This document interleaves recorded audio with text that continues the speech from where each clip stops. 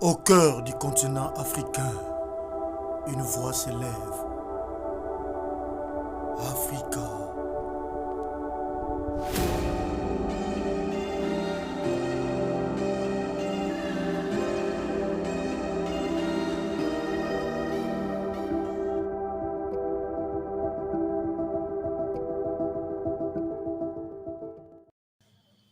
Bonjour, je suis le docteur Prince Bénécris, écrivain, penseur et visionnaire politique.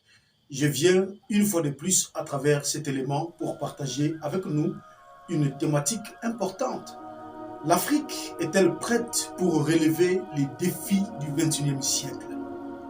Les Africains sont-ils prêts à aller dans le front de la guerre des communications, de la guerre de l'information, de la guerre au sens propre du terme, technologique, scientifique, politique et géopolitique, pour pouvoir recouvrir leur autonomie aux yeux des autres peuples du monde?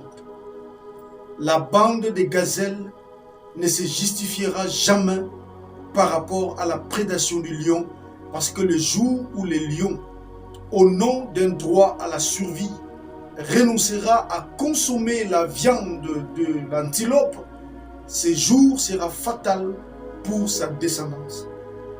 L'Occident est prédateur, nous le savons.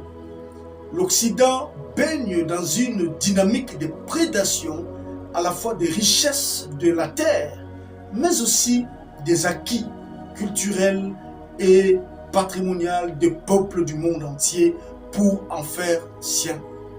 Il est temps aujourd'hui de sensibiliser les Africains pour comprendre la gravité de l'heure. L'heure est grave. L'Afrique doit se réveiller et prendre son destin en main. Aujourd'hui, il était impossible en Afrique de trouver des nations qui puissent résister à la France ou à un pays occidental. Au Congo, par exemple, en RDC, en République démocratique du Congo, le peuple congolais s'est levé contre la présence onusienne. Après plus de 20 ans de présence de l'ONU, le pays est encore victime des bandes armées qui pullulent à l'est du Congo. Le but étant de piller les ressources du pays et de faire main basse sur les richesses qui pourraient de manière efficiente être exploitées et développer le Congo. Le peuple congolais est l'un des peuples les plus pauvres, non seulement du continent, mais aussi de la planète. Alors que paradoxalement, ce pays est le plus riche du globe terrestre. Le peuple commence à comprendre que l'ONU ou alors les institutions internationales ne viennent pas pour nous aider, ils viennent pour leurs intérêts, quitte à massacrer, quitte à financer le terrorisme, quitte à financer les rébellions, pourvu qu'ils fassent des intérêts au détriment et au mépris total des règles internationales, des droits de l'homme ou alors du droit à la vie, garanti par la plupart des constitutions dans le pays dites abusivement des pays de droit de l'homme. Aujourd'hui, nous parlons du franc CFA.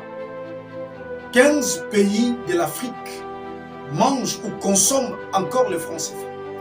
15 pays en Afrique utilisent le franc CFA comme monnaie. Malheureusement, cette monnaie n'est pas une monnaie de production, mais une monnaie de consommation. Le franc CFA n'aide pas le pays africain à s'affranchir du dictat français, de l'impérialisme français, de la domination française, pour pouvoir jeter les bases de leur propre développement. Plusieurs décennies plus tard, ces pays se retrouvent encore être classés parmi les pays les plus pauvres du globe. Des pays surendettés, alors que ces pays regorgent d'innombrables ressources naturelles. Le temps est arrivé pour que les Africains puissent relever la tête et regarder vers un horizon porteur d'espoir, un horizon qui pourra être celui d'autonomie pour les pays africains.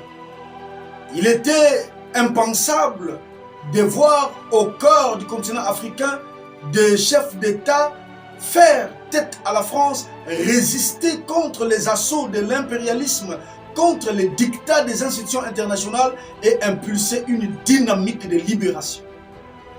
Tous les Africains sont fiers de constater aujourd'hui, avec beaucoup d'admiration, le courage du peuple malien. Derrière les conseils de la transition, derrière le président Assimi Goïta et toute l'équipe qui l'accompagne, le Mali s'est libéré de la France. Le Mali a tenu tête à la France. Le Mali a chassé la France sur son territoire pour décider de ce qui doit être son avenir. Qui pouvait imaginer, main nue, le peuple burkinabé pouvait empêcher les convois militaires français de violer son territoire pour aller équiper un autre pays, le Niger, contre le Mali ou la sous-région. Toutes ces forces armées installées en Afrique n'ont jamais aidé le continent africain à s'émanciper, à se développer et à s'autodéfinir.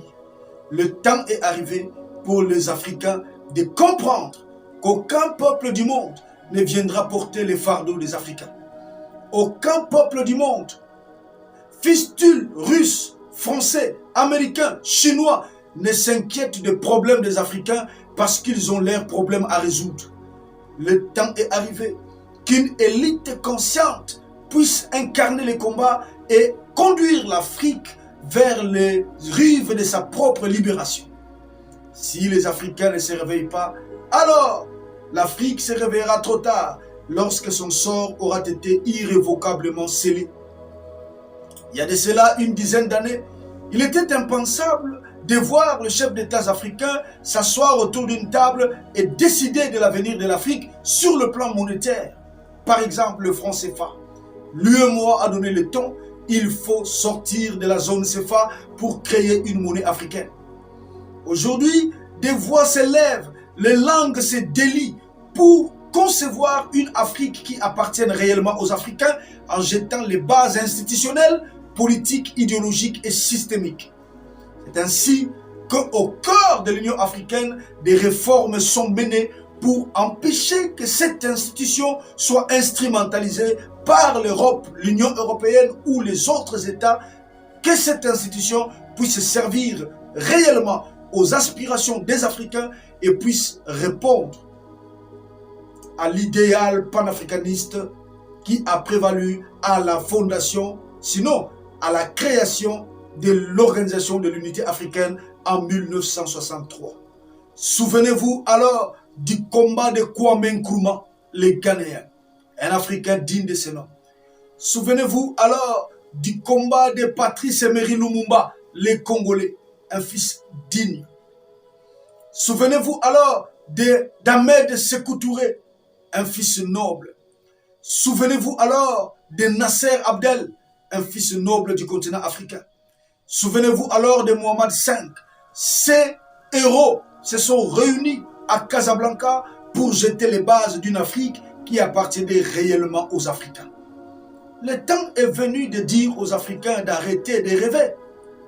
Le temps de rêvasser est fini. Le temps de ressasser le passé est fini. Il faut aller vers une dynamique d'action.